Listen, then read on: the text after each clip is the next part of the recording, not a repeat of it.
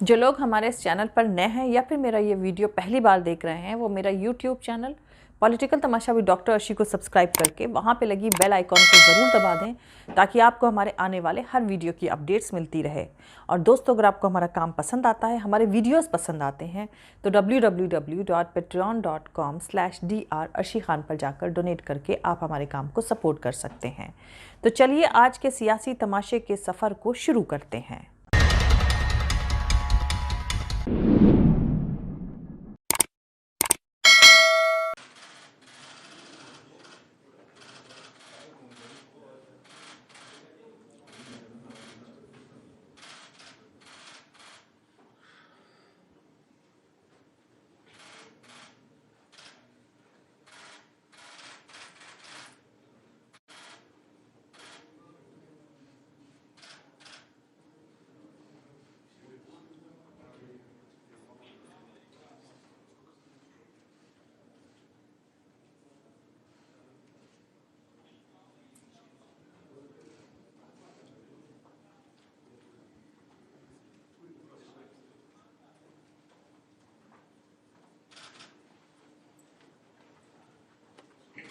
Hello.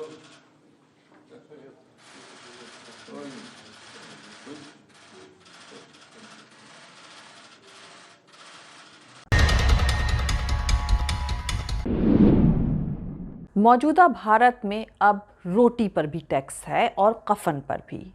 रोटी से नहीं तो मुर्दे और कफन से टैक्स वसूल करके तो साहिब की अगुवाई में भारत विश्व गुरु बन ही जाएगा। उधर साहिब के चहेते अडानी ने फिर 14,000 करोड़ के लोन की अर्जी दी है और बैंक का नाम है स्टेट बैंक ऑफ इंडिया, जहां आम लोगों ने अपनी जमा पूंजी लूटने के डर से जमा कर रखी है।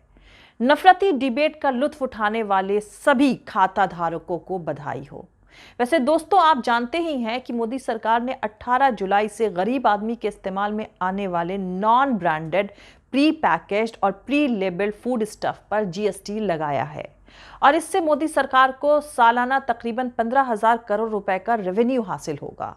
और वहीं दूसरी तरफ कोरोना काल के ठीक पहले 2019 में अडानी अंबानी जैसी बड़ी कंपनियों के मालिकों को कॉरपोरेट टैक्स में जो बड़ी छूट दी गई थी, उससे सरकार को हर साल कितने रेवेन्यू का नुकसान हुआ वो भी जान लें।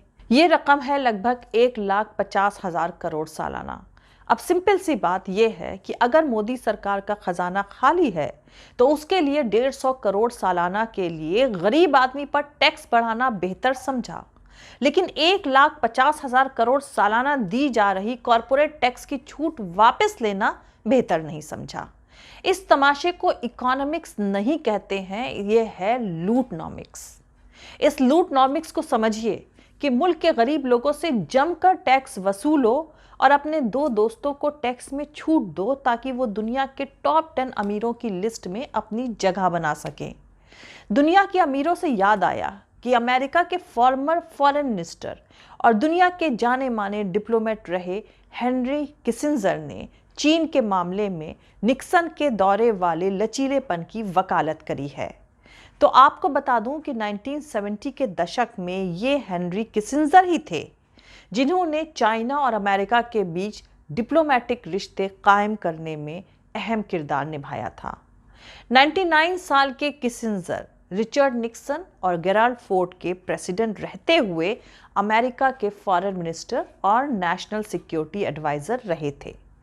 खैर, अब हेनरी किसिंजर के हवाले से न्यूज़ एजेंसी ब्लूमबर्ग ने बताया है कि कोशिश हो कि चीन या किसी दूसरे मुल्क की दुनिया पर सुप्रीमेसी कायम ना हो, लेकिन इसका यह मतलब नहीं है कि चीन और अमेरिका या रूस और दूसरे यूरोपियन मुल्कों के बीच एंडलेस टकराव होता रहे।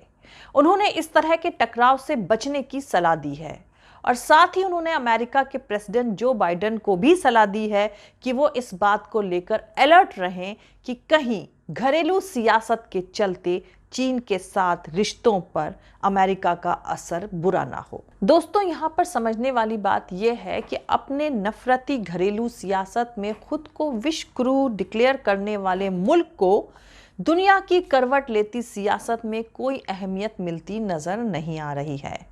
तो आपको बता दूं कि अभी 2 दिन पहले ही ब्रिटेन के former prime minister Tony Blair ने कहा था कि यूक्रेन जंग से साफ हो गया है कि अमेरिका की अगुवाई वाले वेस्ट की सुप्रीमेसी खत्म होने की तरफ बढ़ रही है और चीन रूस की साझेदारी के साथ सुपर पावर के तौर पर उभर रहा है। ब्लेयर ने कहा कि सुपर पावर के तौर पर चीन की जगह नेचुरल है और सुपर पावर चीन के सहयोगी ईरान और रूस होंगे। लेकिन दोस्तों, इस पार्टनरशिप में तुर्की भी शामिल होता नजर आ रहा है। दरअसल रूस के प्रेसिडेंट व्लादिमीर पुतिन और तुर्की के प्रेसिडेंट रेचेप तैयब अर्दोगान एक समिट यानी शिखर सम्मेलन के लिए ट्यूसडे को ईरान पहुंचे थे। इसे एक अहम दौरा माना गया। तेहरान में पुतिन अपने ईरानी कोऑर्डिनेट इब्राहिम रईसी और तुर्की के प्रेसिडेंट रेचेप तैयब अर्दोगान से मुलाकात करी थी। और अहम बात यह है कि जब अमेरिकी डॉलर लगातार मजबूत हो रहा है और भारत के रुपए समेत दुनिया भर की करेंसी पर अपनी धौंस जमा रहा है, दुनिया भर में महंगाई के असर और बढ़ती ब्याज दरों से इकोनॉमी पर असर पड़ रहा है, लेकिन फिर भी डॉलर की ताकत बढ़ रही है, तब रूस के प्रेसिडेंट व्लादिमीर पुतिन के साथ बैठक में ईरान के supreme leader Ayatollah Ali Khomeini ने दोनों मुल्कों के बीच कारोबार के लिए अपनी अपनी करेंसी के इस्तेमाल करने की पॉलिसी को मंजूरी दे दी है। उन्होंने कहा कि डॉलर के बजाय दूसरी करेंसी का इस्तेमाल किया जाना चाहिए और डॉलर को धीरे धीरे ग्लोबल लेन देन के रास्ते से हटा दिया जाना चाहिए और ऐसा करना वक्त के साथ मुमकिन है। तो आपको बता दूं कि ईरान की करेंसी ईरानी रियाल है जबकि रूस की करेंसी रूबल है। दोनों मुल्क चाहते हैं कि कारोबार के लिए अपनी अपनी करेंसी में एक दूसरे से बिजनेस करें ताकि इंटरनेशनल मार्केट में दोनों मुल्कों की करेंसी की वैल्यू बढ़े। ईरान और रूस के बीच तेल और गैस को लेकर कई समझौते हुए हैं।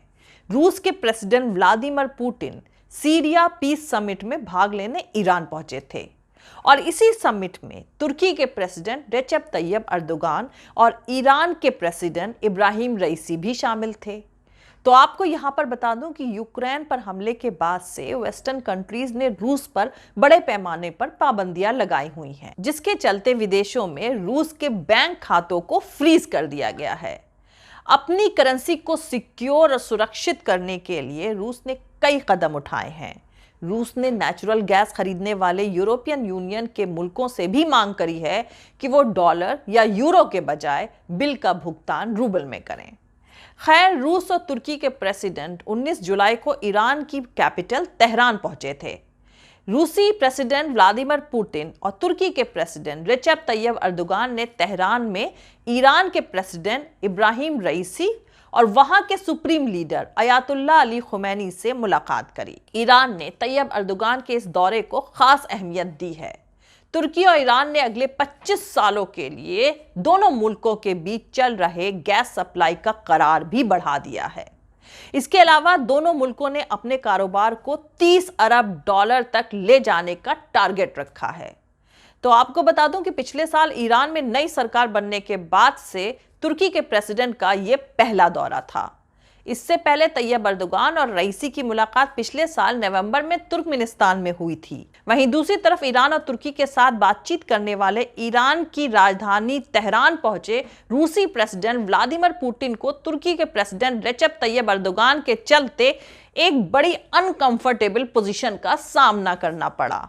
सोशल मीडिया पर दोनों नेताओं की मुलाकात के वायरल हुए वीडियो में रूसी प्रेसिडेंट पुतिन को करीब 1 मिनट तक प्रेसिडेंट तैयब अर्दोगान का इंतजार करते देखा गया। वीडियो देखकर ऐसा लगता है कि पुतिन को शायद ऐसे हालात की उम्मीद नहीं थी, बल्कि उन्हें ऐसा लग रहा था कि उनके आने के कुछ ही सेकंड बाद अर्दोगान भी वहां पहुंचकर उनसे मिलेंगे। हालांकि ऐसा नहीं हुआ। तैयब अर्दोगान वहां तकरीबन 1 मिनट बाद पहुंचे। इस दौरान पुतिन खुद को बिजी रखने के लिए इधर उधर देखते, पैर हिलाते और अपनी पोजीशन बदलते देखे गए। तो आपको यहां पर बता दूं कि इससे पहले पुतिन ने भी 2020 में मॉस्को की मुलाकात के दौरान तैयब अर्दोगान को काफी देर तक इंतजार करवाया था। सोशल मीडिया पर लोग कह रहे हैं कि इस इंसिडेंट को देखते हुए बदले में तैयब अर्दोगान ने शायद ऐसा किया होगा। वहीं दूसरी तरफ रूसी प्रेसिडेंट पुतिन दुनिया के कई नेताओं को इंतजार करवाने के लिए जाने जाते हैं। कई बार तो ऐसा भी हो चुका है कि जिस वक्त पर बातचीत तय थी उसकी शुरुआत ही असल में कई घंटे बाद हो पाई। खैर, इन तमाम सियासी उथल पुथल के बीच भारत का पड़ोसी मुल्क चीन अक्सई चीन से होकर गुजरने वाले एक और हाईवे के कंस्ट्रक्शन की योजना बना रहा है, जो भारत की सरहद से होता हुआ शिनजियांग को तिब्बत से जोड़ेगा। द हिंदू अखबार की खबर के मुताबिक इस हाईवे को G695 नाम दिया गया है, जो कंट्रोवर्शियल अक्सई चीन से होकर गुजरने वाला दूसरा नेशनल हाईवे होगा। तो आपको बता दूं कि इससे पहले भी 1959 में G219 हाईवे बनना शुरू हुआ था। इस हाईवे को लेकर उम्मीद जताई गई है कि यह साल 2035 तक बनकर तैयार हो जाएगा। तो दोस्तों, Hong Kong based south China morning post ने अब इस नए हाईवे के रेफरेंस में जानकारी दी है। पोस्ट के मुताबिक ये नया हाईवे G219 के मुकाबले में एक्चुअल लाइन ऑफ कंट्रोल से कहीं ज्यादा करीब से होकर गुजरेगा। रिपोर्ट के मुताबिक ये हाईवे अक्सई चीन को पार करते हुए गुजरेगा, मतलब ये उन इलाकों के बेहद करीब से होकर गुजरेगा जिन्हें लेकर चीन और भारत के बीच झगड़ा है, जिनमें से एक डोकलाम का इलाका भी आता है। रिपोर्ट के मुताबिक अगर हाईवे का काम पूरा हो जाता है तो ये डेप्सांग, गलवान और हॉट स्प्रिंग जैसे इलाकों के पास से होकर गुजरेगा। तो आपको बता दूं कि लद्दाख के अक्सई चीन इलाके को भारत अपना इलाका मानता है, मगर वहां चीन का कब्जा है। भारत दावा करता है कि चीन ने 1962 के जंग के दौरान वहां तकरीबन 38,000 स्क्वायर किलोमीटर की जमीन पर कब्जा कर लिया था, जबकि चीन अरुणाचल प्रदेश में मैकमोहन लाइन को नहीं मानता है और अक्सई चीन पर भारत के इस दावे को भी खारिज करता है। विश्व गुरु का डंका लंका की तरह बज रहा है।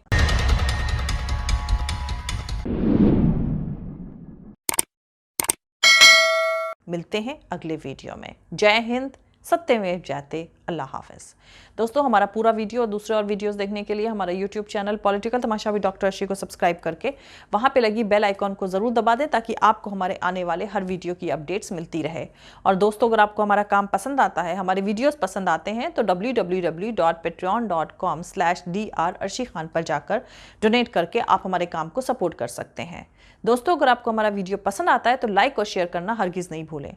आप हमें फॉलो भी कर सकते हैं हमारे ट्विटर, इंस्टाग्राम और फेसबुक पेज पर। मेरा ट्विटर हैंडल है @arshi_aziz khan। Thank you. मिलते हैं अगले वीडियो में।